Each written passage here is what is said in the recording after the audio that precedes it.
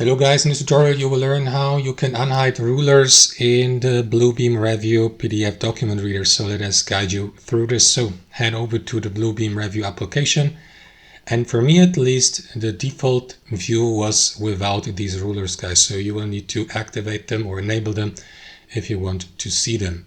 So you will need to do the following. Click into view here at the top, then click into rulers here or use the shortcut Ctrl+R. And now you see the rulers here, a vertical and a horizontal one. So let me just move that sidebar to the left. So it goes here to the right and you can use it, for example, for orientation.